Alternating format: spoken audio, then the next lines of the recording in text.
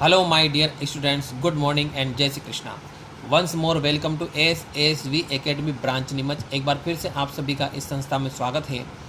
BSc third year mathematics paper first unit number 3 चल रही है और ये लेक्चर नंबर है 7। डियर स्टूडेंट्स, आज अपन एक बहुत ही आईएमपी थ्योरम्स पढ़ने जा रहे हैं। वेरी आईएमपी है और बहुत ही इजी थ्योरम है। देखिए, थ्योरम इस प्रकार है। यदि एक आंतर गुणन समष्टि में यानी एक इनर प्रोडक्ट स्पेस में norm alpha plus beta equal to norm alpha plus norm beta यदि है तो सिद्ध करो कि अल्फा और बीटा रैखिकता परतंत्र होंगे यानी एलडी होंगे, लीनियर डिपेंडेंट। परंतु इसका विलोम सत्य नहीं है। यानी if in inner product space norm alpha plus beta equal to norm alpha plus norm beta, then prove that the vectors alpha and beta are be linear dependent, but its oppositely is not always true। देखिए, start करते हैं। Given that सबसे पहले क्या दिया है, norm alpha plus beta equal to norm alpha plus norm beta अपने को दे रखा है। ये अपने इक्वेशन नंबर फर्स्ट दे दी इसको। अब अपन यहाँ से स्क्वायर करते हैं दोनों साइड का। स्क्वायर करेंगे तो यहाँ से एक फार्मूला होता है, ये अल्फा प्लस बीटा का square equal to norm alpha का square norm beta square plus मतलब ए प्लस बी का whole square, a square plus b square plus 2ab वाला फार्मूला लगा दिया। बट अपन जानते हैं इसका मतलब ये होता है, ये भी पढ़ चुके अपन। इसकी जगह आता है इसमें 2 times real part of alpha beta. Is that clear? अब दोनों इक्वेशन का कंपेयर करते अपन, तुलना करते हैं। तो comparing equation 2 and 3, equation 2 and 3 compare करते हैं तो देखो दोनों को कंपेयर करोगे तो ये दोनों इक्वल आ गए। तो क्या आ गया, रियल पार्ट आ गया यहाँ से, यानी real part of alpha plus beta alpha beta equal to norm alpha into norm beta, ऐसा आ जाएगा। इज दैट क्लियर यहाँ तक? अब इसके आगे इट इम्प्लाइज इट। अब इसका मतलब यहाँ पे ये हुआ है कि जो रियल पार्ट होता है अल्फा पर अल्फा बीटा जो है, ये जो रियल पार्ट होता है कैन नॉट एक्सिट मापांक ऑफ अल्फा बीटा, ऐसा होता है। ये वैल्यूज यहाँ पे पुट कर दें तो रियल पार्ट क्या है, alpha into norm beta can not exit alpha beta, equation number 4। लेकिन श्वार्ज की असमीका अपन देखें, श्वार्ज असमीका से श्वार्ज की असमीका यदि अपन देखें तो श्वार्ज की असमीका क्या होती है, norm alpha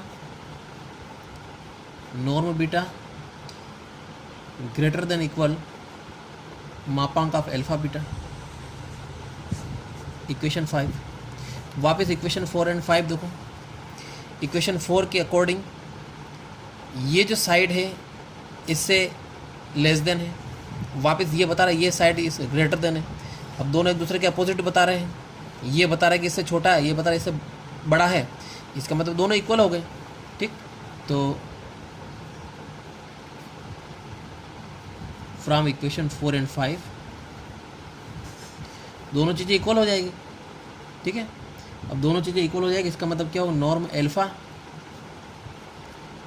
norm beta equal to मापांक of alpha plus alpha beta. दोनों इक्वल आ गए। इक्वल आने का मतलब ही ये होता है कि अल्फा और बीटा एलडी है, अल्फा व बीटा रैखिकतः परतंत्र यानी एलडी होंगे।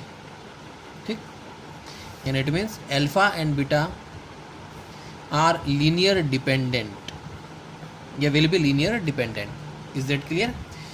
अब यहाँ पे अपन ने क्या किया, ये दे रखा है ये दे रखा था, ठीक है।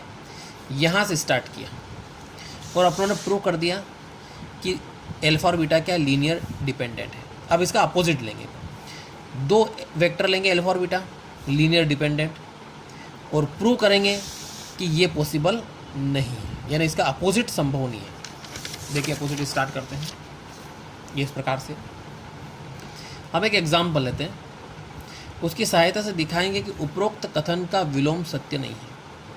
यानी नाउ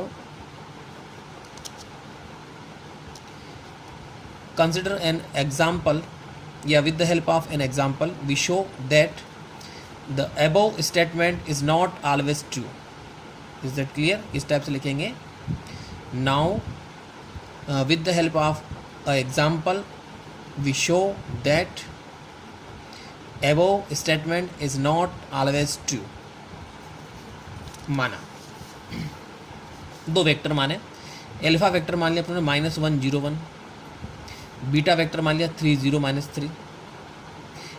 यानी देखो इसमें फर्स्ट माइनस है, इसमें लास्ट माइनस है, दो वेक्टर लिए, ठीक, आर टू वेक्टर्स, दोनों में रिलेशन है बीटा इक्वल टू -3 अल्फा।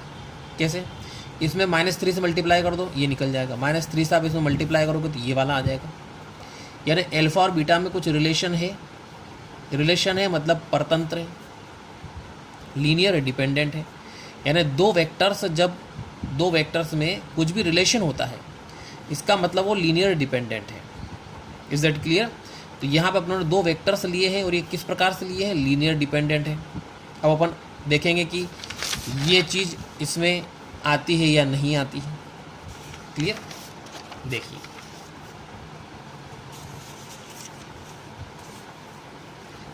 इसके बाद अपन क्या करते हैं, नॉर्म निकालते हैं इनका। नॉर्म अल्फा निकाला। अब नॉर्म अल्फा कैसे निकालते हैं? रूट -1 का स्क्वायर, 0 का स्क्वायर, 1 का स्क्वायर कितना आ जाएगा? √2 आ जाएगा। सेम नॉर्म बीटा निकालो, नॉर्म बीटा निकालोगे तो डायरेक्ट कर ले 909 √18, इसको लिख सकते हो आप 3√2। Is it clear? इसी प्रकार आप अल्फा प्लस बीटा निकालें, यहाँ से अल्फा प्लस बीटा निकालेंगे तो -1 + 3 यानी 2, 0 और -2 ऐसा आ जाएगा। इसका भी नॉर्म निकाल लो। नॉर्म निकालेंगे तो 4 0 4 8 8 मीन्स 2√2।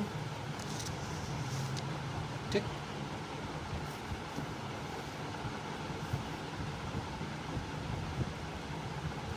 अब यहाँ से अपन ये चीज़ लेते हैं, ये क्या ये इक्वल आते हैं कि नहीं आते हैं? Now norm alpha plus beta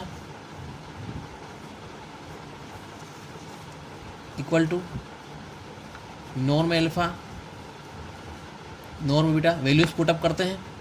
इसकी वैल्यू आ रही है 2√2, इसकी वैल्यू क्या आ रही है नॉर्म अल्फा की? √2, इसकी वैल्यू क्या आ रही है? 3√2, तो 2√2 और 4√2, दिस इज नॉट इक्वल। ठीक, it implies that alpha plus beta norm alpha norm beta not equal.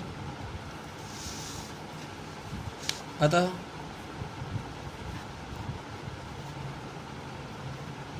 विलोम सत्य नहीं है।